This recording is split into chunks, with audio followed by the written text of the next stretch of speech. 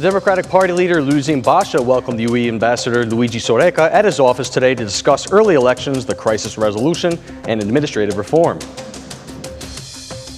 Lashai says that 600% less cannabis has been shipped to Italy, while prices have increased twofold due to a reduction in production. Damage to businesses in the Palace of Arrows neighborhood is in the millions of dollars, while demands for interventions from the municipality have gone unnoticed. It's 6 o'clock on Wednesday, the 12th of February, 2020. Good evening and thank you for tuning in to the English edition of Ora News. My name is Christopher, bringing you the only update of the local Albanian news translated into English. Democratic Party leader Luzin Basha has welcomed EU Ambassador Luigi Soreca at his office in the Blue headquarters today. Speaking to reporters after the meeting, Basha said he discussed with the European diplomat the political crisis and the country's European integration. Likewise, Basha said, "We discussed extensively on electoral reform." The top Democrat underlined that the opposition has the same attitude regarding the early elections. "Our whole battle is for the early elections to be held as soon as possible and for the Albanians to have the opportunity to vote their own institutions, starting with the parliament and the municipalities. This is the only way to stop the political crisis and ruining the country. The economic crisis is a product of the political crisis," said Basha. Asked if the opposition would go to the polls without a new territorial division, Basha said it was time for the administrative reform to be a part of the complete solution to the political crisis. "For us, administrative reform is a failure. It did not produce what was promised, but rather the opposite, only more corruption, less services, and higher taxes. The time has come for the administrative reform and the decentralization of local government to be reviewed as part of the full resolution of the crisis." Regarding electoral reform, Basha said there is a total commitment by the opposition to complete the reform on March 15th, but added that such a thing depends not only on them, but also on the majority. The opposition has stated that it has not given up early elections through a transitional government, but the majority at the electoral reform table has closed the door on any political demands. The message was conveyed by the co-chair of the Electoral Reform Commission, Damian Gjiknuri, after meeting with political party representatives, ODIHR, and local reform experts, where they were introduced to several DP proposals on the role of the police and prosecutors in electoral crimes. The package addresses all those issues that are important to guaranteeing a level of playing field for all electoral subjects. The things that have not been achieved by street fighting cannot be taken to the negotiating table. Government is constitutional. Technical governments are not useful for this people or for this country, as governments are for governing the country. The opposition wants electoral corruption to be investigated by the SPAC, but Gjiknuri said the issue should be discussed with experts and any solution must be compromised. "We have made proposals for the role that the prosecution should play in tackling electoral crime, specifically electoral corruption, and the inclusion of the latter in the competences of the SPAC. Together with the expertise of the ODIHR experts, I believe we will move along quickly," Gjiknuri had mentioned. "We also had some suggestions from the DP on the issue of gender quotas and some issues that they want to include in the code and on the role of the state police in electoral crimes. As for SPAC, there are other things to look at as well. Electoral corruption is a criminal offense and it must be resolved by compromise." Regarding Basha's statement to introduce administrative reform in the package for resolving the political crisis, Gjiknuri had this comment: "It is not my mandate, neither of this Electoral Reform Commission, nor of the working group to address constitutional territorial issues or other elements that have nothing to do with electoral legislation.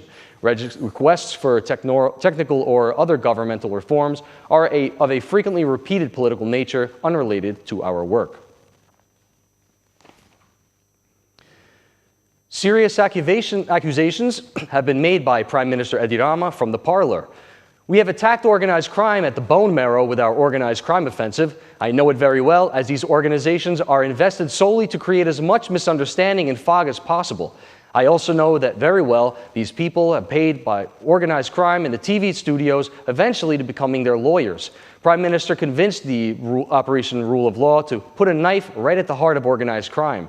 To those who asked today, Rama had this answer: "What is being done today could not have been done yesterday. Who led us to the special law and property files, these demigods who took many hostages, killed people, destroyed the lives of girls by shipping them in drugs abroad, kidnapped others through the political juggernauts, and the political debate in Albania has plunged into a dismal state of political debate in Europe." During an interpellation call today, Interior Minister Sander Leshai answered questions from the new opposition. Leshai said the state of order was the best in the last 30 years. According to Leshai, there is an average 30% less homicide now than in the country in the last 10 years. Leshai has said that it is the duty of the court and not the government in the debate surrounding the recent release of lifelong inmates. There is nothing urgent to classify such a situation in the country. The figures clearly convey the current state of the crime in the country is the best it's been in the country's history. The average annual homicide rate is now 30% less than last year's average. The improved order is due to the good behavior of the citizens as well as the measures taken by the government to curb criminal activity. So far, 24 criminal groups were destroyed during 2019, and most criminal networks have been exposed. The state police have found the proper resonance within the judicial system, and a large number of documented killings were handled with inadequate security measures. Cannabis in Albania is produced for shipment to Italy, but in 2019, 600% less cannabis has been shipped, while the price of cannabis has increased twofold to a whopping €800 per kilogram of cannabis, precisely due to the decrease in production. In 2019, institutions were at risk of violent attacks from organized crime. The state police acted with a less violent strategy with the protesters, while tear gas had been used by state police reserves. If the state police were to violate its citizens, I would have been dismissed, Sander Leshai says.